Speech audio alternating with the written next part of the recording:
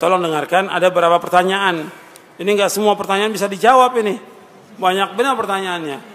Ya, tentunya yang bisa saya jawab, yang tidak wallahu a'lam bishawab. Ada seorang bertanya, ada seorang ikhwan berguru kepada seorang guru yang dia pernah belajar kepada Syekh bin Baz. Kemudian orang itu tidak berjenggot. Kemudian apakah boleh? Sekarang saya mau tanya kepada antum, jenggot itu sunnah atau tidak? Sunnah. Maksudnya sunnah yang mana? Sunnah fitrah, sunnah yang wajib dilaksanakan. Jadi ada sunnah yang hukumnya sunnat, ada sunnah yang hukumnya wajib. Ini sunnah yang karena Nabi menyebutkan u'ful liha wa arkhul liha wa ahfu syawarib. Hendaklah kamu panjangkan jenggot kamu. Perintah bentuknya. Biarkan jenggot kamu, kamu rapikan kumis kamu. Wa khaliful majus, hendaklah kamu menyalih orang-orang majusi. Artinya nggak boleh kamu menyalih mengikuti orang majusi yang mereka mencukur jenggotnya. Ini perintah. Makanya para ulama sepakat semuanya. Hanafi, Maliki, Syafi'i, Hambali dan juga Zahiri mengatakan bahwa melihara jenggot hukumnya wajib, mencukurnya hukumnya haram. Jadi nggak jaminan orang belajar kepada Syekh Fulan, nggak ada jaminan. Yang penting bagaimana dia melaksanakan sunnah. Bahkan kalau dia benar jujur, Syekh bin Baz pernah berfatwa ketika ditanya tentang masalah jenggot. Ya Syekh, atasan saya menyuruh saya untuk cukur jenggot. Nggak boleh kamu taat. Tentu berkali-kali Syekh. Ada tentara, ada polisi, tidak boleh taat. La ta'ata li makhluqin fi maksiatillah. Begitu juga pernah tanya Syekh, bagaimana kalau seorang imam, yang imam ini cukur jenggot terus? Boleh nggak kita berimam? Orang seperti ini musir ala maksiyah. Orang yang terus menerus berbuat maksiat dan dia tahu tentang tidak bolehnya, maka nggak boleh kita berimam kepada orang itu. Sampai seperti itu fatwanya Syekh bin Baz. Kalau dia jujur, kalau dia muridnya Syekh bin Baz. Jadi kita nggak boleh belajar kepada orang-orang yang pelaku maksiat atau terus menerus berbuat maksiat, nggak boleh kita belajar. Kepada alul bid'ah nggak boleh kita belajar. Pelaku maksiat yang udah jelas-jelas termasuk syiar agama Islam, jenggot termasuk syiar daripada agama Islam. Syiar dari agama Islam ini. Makanya dulu di zaman dulu nggak ada yang namanya ahlul bid'ah cukur jenggot, nggak ada. Karena apa? Kalau dia cukur jenggot sudah ditinggalkan oleh umatnya. Karena syiar. Bagaimana dengan tadi disebutkan bahwa minta-minta tidak boleh. Bagaimana dengan pengemis yang minta-minta? Jangan diberikan. Mestinya ini urusan ulil amri. Karena nggak dibenarkan oleh syariat. Meminta-minta. Jangan jadi kebiasaan dia seperti itu. Dan juga belum tentu orang itu sholat. Tentu juga puasa. Dan kita akan memberikan kepada orang-orang yang betul-betul sangat membutuhkan. Dalam kondisi yang terpaksa kita berikan. Tapi kepada orang-orang yang sudah rutin tiap hari minta-minta nggak boleh. Apa saja yang dimaksud dengan maksiat? Ya maksiat itu perbuatan dosa dan maksiat. Luas semuanya. Durhaka pada orang tua, syirik, masuk maksiat, bid'ah juga termasuk maksiat. Dan juga kemungkaran, riba, dan yang lain masih banyak. Ya, ratusan atau ribuan tentang maksiat ini, dosa dan maksiat. Antum baca buku yang paling bagus, bukunya Ibnu Qayyim tentang penyakit dan obatnya, tentang maksiat. Ada wadawa dan sudah diterjemahkan dalam bahasa Indonesia. Sudah diterjemahkan dalam bahasa Indonesia. Antum baca itu buku itu. Bagaimana kalau saya menulis dosa-dosa saya di buku? Bagaimana hukumnya? Buat apa ditulis di buku? Tobat. Kalau antum berbuat maksiat, tobat kepada Allah. Nanti dibaca oleh istrinya, oleh anaknya, oleh orang lain. Tutup dosa itu. Tutup. Makanya kita harus tutup perbuatan kebaikan kita, juga kita tutup perbuatan dosa dan maksiat kita. Jadi nggak ada maksiat itu dibanggakan, diceritakan pada orang, nggak boleh. Ini kan sekarang banyak begitu. Mantan-mantan disebutkan. Mantan ini nggak boleh sebutkan maksiatnya. Tobat kepada Allah udah. Jangan dimunculkan depan orang. Ini kebodohan. Akhirnya nanti orang lain apa? Ikut. Saya juga nanti mau seperti dia. Saya maksiat dulu, nanti tobat. Bisa ceramah seperti orang itu. Kan mengajak orang untuk maksiat. Ini kebodohan. Kebodohan. Ngajak penyanyi menjadi pembicara. Atau mantan pemusik. Ya. Untuk apa? Untuk jadi MC. Awalnya MC, lama-lama jadi apa? Ustadz. Ustadznya bodoh, ini juga sama bodoh. Jelas itu. Sekarang banyak itu. Kenapa harus pakai yang seperti itu? Kenapa? Hatta dia mantan dari tokoh-tokoh yang sesat, firqah yang sesat, sama dengan kaum muslimin. Yang taubat kan bukan hanya dia. Ratusan orang yang taubat. Jangan ditampakkan kepada orang, supaya orang tidak tertarik dengan maksiatnya. Tutup. Ajak dia kepada kebenaran. Dakwakan dia kepada kebenaran. Nasihati dia untuk taubat dan istiqomah dalam taubatnya. Apa kita yakin dia istiqomah? Belum tentu. Istiqomah dalam taubatnya. Banyak orang yang tadi taubat betul nangis luar biasa sudah taubat. Cuma sekejap. Habis itu maksiat lagi. Contoh yang banyak. Orang menaikkan ibadah haji. Waktu di Arafah nangis, Masya Allah nangisnya. Pulang maksiat lagi. Iya nggak? Banyak yang seperti itu. Makanya kita orang-orang yang taubat sama seperti yang lain. Disuruh dia untuk belajar agama yang benar. Taubat yang ikhlas, jujur, istiqomah. Bukan kemudian dibanggakan, nggak boleh. Di depan umum. Bagaimana kita infak kepada lembaga atau yayasan pergerakan? Antum infak kepada pondok-pondok salaf banyak. Janda-janda miskin, orang-orang miskin, anak-anak yatim, membantu sekolah mereka yang sekolah di pondok banyak yang nggak mampu. Pondok-pondok salaf banyak yang perlu antum bantu. Disebutkan dalam ayat bahwa wa fi amwalihim haqqul lis-sa'il wal mahrum.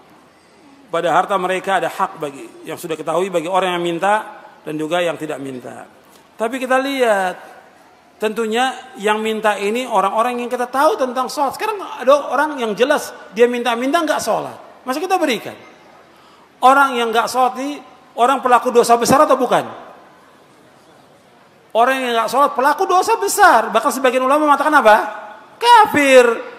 Orang yang nggak sholat dia pelaku dosa besar, lebih besar dosanya daripada minum khamr, lebih besar daripada zina, lebih besar daripada mencuri. Kok dikasih uang? Nggak sholat.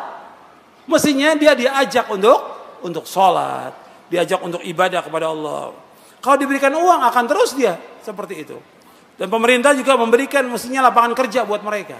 Mestinya itu kewajiban pemerintah, ulil amri. Gimana kita mengadakan kajian di mal-mal dan juga di hotel-hotel untuk menarik orang mengaji. Apa nggak ada masjid lagi? Masjid udah nggak ada nih. Ajak masjid sebaik-baik tempat di muka bumi apa? Kata Nabi, masjid. Ajak dengan di masjid ini malaikat akan datang kan? Malaikat kumpul memberikan rahmat, turun menghormati. Kalau di mal yang ada apa? Setan. Pasar itu kan tempatnya apa? Pasar kata Nabi tempatnya apa? Setan. Jangan kamu yang pertama masuk ke dalam pasar kata Nabi. Tempatnya setan. Mestinya dia ajak di masjid. Sekarang kan orang ingin menarik orang untuk dakwah. Ajak mereka, undang mereka ke masjid. Sama semua. Dakwah dari zaman Nabi sampai sama. Jangan kita robah dakwah itu. Jangan dirobah. Nanti hasilnya ya seperti itu juga orangnya. Kalau kita ingin orang yang berkualitas, istiqomah dan semuanya, ajak dia di masjid. Ibadah di masjid. Bukan di rumah-rumah. Bukan di hotel. Semua orang sama dalam pandangan Allah. Ketika kita sholat, apa dibedakan? Sholat ini saf depan orang kaya, saf belakang orang miskin. Ada nggak? Nggak ada. Sekarang ngaji itu nuntut ilmu ibadah bukan? Ibadah. Kalau ibadah nggak bisa dibedakan, sama semua manusia. Paham? Sama. Kita justru perhatikan kaum masakin. Maka Nabi ketika SAW, orang-orang Quraisy minta. Orang Quraisy, tokoh-tokohnya minta Nabi berdakwah, tapi nggak ada orang-orang miskin. Kayak Sa'ad bin Abi Waqqas, Bilal, dan yang lainnya. Nggak mau mereka. Nggak mau. Allah turunkan ayat menegur Nabi. Jangan kamu usir mereka. Wala tatrul ladzina yad'una rabbahum bil ghadati yuridun wajha. Jangan kamu usir mereka. Dilarang Nabi membedakan antara orang kaya dengan orang miskin. Enggak boleh. Semua sama. Yang paling mulia di sisi Allah yang mana? Inna akramakum indallahi atqakum. tentang duduk dengan ahlul bid'ah, maksudnya kita nggak bergaul, menjadikan dia sebagai teman dekat nggak boleh. Menjadikan ahlul bid'ah sebagai teman dekat kita nggak boleh, nggak boleh. Kenapa? Akan berpengaruh. Sebab al-mar'u ala dini khalili, kata Nabi. Seorang itu tergantung dari apa? Agama temannya. Temannya punya pengaruh pada dia. Dan kita jangan merasa, oh saya sih kuat, saya kan udah ngaji. Jangan sok. Ini muridnya Ibnu Abbas, bisa jadi apa? Khawarij. Atau dia merasa saya ustadz, insya Allah saya duduk sama ahlul bid'ah nggak pengaruh. Dulu para Imam Tawus, Imam Ahlus Sunnah, ada ahlul bid'ah membacakan ayat. Pergi kamu. Saya yang pergi atau kamu yang pergi? Tegas. Kalau sekarang ini nggak punya sikap Ahlus Sunnah kepada ahlul bid'ah, nggak punya sikap. Harus punya sikap kepada ahlul bid'ah. Sebagaimana mereka juga punya sikap. Mereka nggak senang dengan pengajian kita, nggak senang dengan dakwah kita. Tapi kita disuruh untuk membenarkan perbuatan mereka, nggak bisa. Yang batil tetap batil selamanya batil. Yang bid'ah tetap bid'ah selamanya, nggak ada bid'ah hasanah dalam Islam. Harus punya sikap orang Islam itu. Ini ada pertanyaan. Istri saya hamil. Disuruh orang tua kalau umur 4 bulan pulang kampung, diadakan selamatan baca Quran, dimandikan dengan air, dengan yang sudah ditiup oleh orang-orang yang baca Quran tadi. Kemudian 7 bulan juga diselamatkan. Ini nggak ada, ini semua bid'ah. Ini semua perbuatan bid'ah dan nggak ada manfaat sama sekali buat anaknya. Nggak ada, bukan dari Nabi. Yang ada bagi dia ibadah kepada Allah, dia doa agar diberikan keselamatan tentang dirinya, anaknya. Kemudian juga dia nanti setelah melahirkan, yang ada akikah di hari ke-7 untuk anak laki, 2 ekor kambing untuk anak perempuan, 1 ekor kambing. Itu bagikan kepada keluarga, kepada tetangga, kepada kaum muslimin. Itu yang ada. Tapi seperti ini nggak ada. Selamatan 4 bulan, 7 bulan, nggak ada dalam Islam. Bagaimana supaya kita bisa qanaah? Artinya kita puas dengan apa yang Allah berikan kepada kita. Rezeki yang Allah berikan. Antum perhatikan. Apakah rezeki yang Allah berikan sama semuanya? Enggak sama. Allah yabsutu rizqa liman yasha'u min ibadi wa yaqdir. Allah meluaskan rezeki dari hambanya yang Allah kendaki, ada juga yang disempitkan. Tentunya semua ada hikmah. Enggak mungkin semuanya luas rezekinya. Enggak mungkin juga semuanya sempit. Enggak mungkin. Saya bahas panjang lebar di buku Kiat-Kiat Islam Mengatasi Kemiskinan. Saya jelaskan itu. Rezeki Allah sudah bagi. Cuma kita wajib ikhtiar. Tapi kalau kita beriman dan bertakwa kepada Allah, diberikan keberkahan rezeki itu. Nabi berlindung dari kefakiran. Nabi berlindung kepada Allah dari kefakiran. Nabi nggak takut umatnya fakir. Tapi Nabi juga berlindung dari kefakiran. Kita tetap usaha. Dan mohon kepada Allah rezeki itu. Jangan kepada manusia. Nanti akan diberikan barokah rezeki itu. Sedikit barokah. Antum bisa banyak lihat orang kaya. Gajinya Masya Allah sebulan. Puluhan juta. Tapi nggak ada keberkahan. Tapi ada orang yang gajinya cuma 1 juta atau 3 juta. Barokah. Cukup buat istrinya, anaknya, orang tua cukup. Itu barokah. Makanya kita harus puas dengan rezeki yang Allah berikan. Maka kita jadi orang yang paling kaya di muka bumi ini. Saya mengamati perkembangan dakwah salafiyah. Khususnya tempat saya. Sejak zaman dahulu, kalau saya amati, dulu para da'i salafi sangat semangat untuk memberantas syirik dan bid'ah. Namun sekarang sedikit di antara mereka yang melakukan itu. Yang disampaikan masalah-masalah yang pada umumnya disepakati oleh umat Islam. Bagaimana tentang ini? Ya kalau antum melihat da'i yang seperti itu, ya antum ingatkan dong. Kan pokoknya dakwah adalah apa? Tauhid. Insya Allah besok saya akan jelaskan. Dakwah itu pokoknya adalah tauhid, dakwah itu, bukan yang lain. Harus tegakkan tauhid. Kalau sekarang ini kayaknya nggak jelas dakwah itu. Katanya dia salafi, tapi dakwahnya judul film. Ada nggak seperti itu? Ada. Lo antum ini mau dakwah, mau main film? Oh, sudah kejelasan. Antum mau dakwah, mau main film sinetron. Kadang-kadang sebelahnya juga mantan apa? Mantan artis. Antum ini mau dakwah. Ini dakwah ini ngajak orang kepada agama yang benar. Ngajak orang bagaimana orang ibadah kepada Allah. Mengajak orang ke sorga. Mengajak orang kepada akhirat. Tuntunan yang benar, bukan tontonan.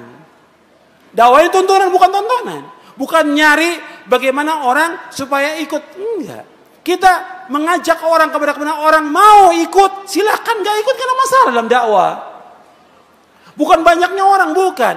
Allah menyebutkan dalam Al-Quran, faman syaa falyu'min wa man syaa falyakfur. Siapa yang mau iman, silahkan iman. Yang mau kufur, silahkan kufur. Dai itu seperti orang yang mengundang makan. Kalau orang kita undang, dia datang, dapat hidayah dia. Tapi kalau dia nggak datang, sudah dia seperti itu. Makanya antum perhatikan, dakwah ini harus tegas, jelas, manhaj jelas, tauhid, ajak tauhid. Dakwah yang tidak mengajak pada tauhid menyimpang dari manhajnya para nabi dan para rasul alaihi wassalatu wassalam. Yang insya Allah besok saya akan jelaskan tentang kaidahnya. Bagaimana kalau kita sudah berusaha untuk istiqamah, tetapi keluarga tidak mendukung, nggak ada masalah. Kita tetap disuruh oleh Allah untuk istiqamah. Fastaqim kama umirta wa man taba ma'aka wa la tadghaw. Dalam kamu istiqamah kepada apa yang Allah perintahkan pada kamu.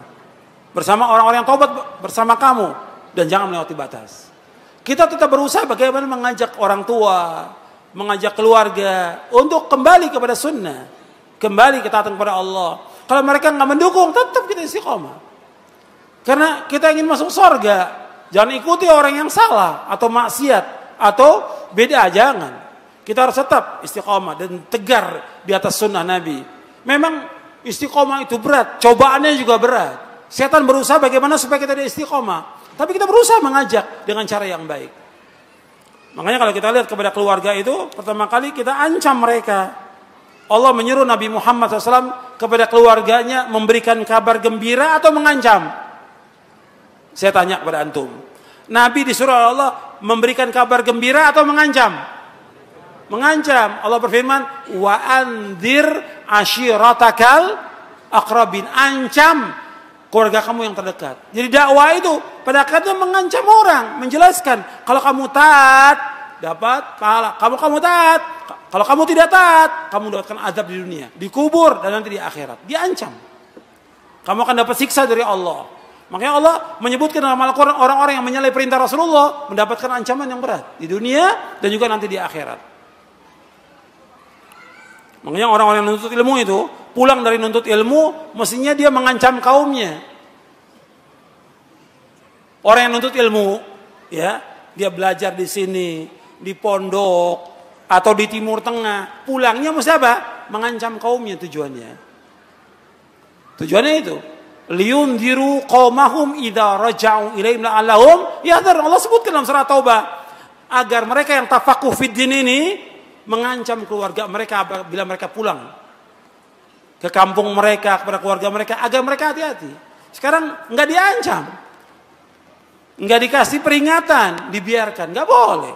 Terus kita harus peringatan. Allah berfirman, ya ayyuhalladzina amanu qu anfusakum wa ahlikum nar. Wahai yang beriman, jaga diri kamu dan keluarga kamu dari apa? Dari api neraka. Ancam mereka dengan neraka supaya mereka takut dan berhati-hati. Bagaimana kalau kita dalam keadaan sulit kita minta tolong kepada orang lain, boleh atau tidak? Boleh. Dalam hal-hal yang orang lain mampu, boleh. Yang nggak boleh kalau orang itu tidak mampu. Seperti tolong menolong, pinjam meminjam uang, boleh kita minta tolong pada dia, minta bantuan karena kita mengalami kesulitan dan sudah berusaha nggak mampu kita, boleh. Tapi dalam kondisi yang terpaksa dan darurat. Kalau minta-minta seperti yang tadi disebutkan untuk pribadi, kekayaan pribadi, yang nggak boleh. Bagaimana kita memberikan semangat lagi kepada diri kita dan keluarga kita dan juga kawan-kawan untuk mengaji kembali. Bahwa ada juga orang-orang yang kemudian dia futur, lemah semangatnya. Ya diingatkan. Kalau orang-orang udah lemah, futur, diingatkan. Kenapa harus futur? Kita harus semangat. Kita bandingkan begini, antum perhatikan. Tolong perhatikan. Orang yang berbuat maksiat, futur enggak dia? Terus maksiat. Orang yang bid'ah, futur enggak?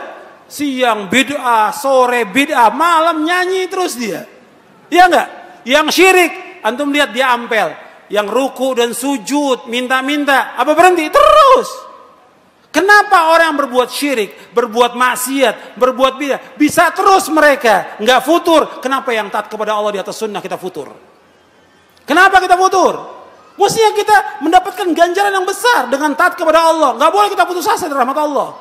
Kata Nabi, ihris ala ma yanfa'uka wasta'in billah wala ta'jaz. Berkemauan keras kepada yang bermanfaat bagi kamu. Minta tolong pada Allah, jangan lemah.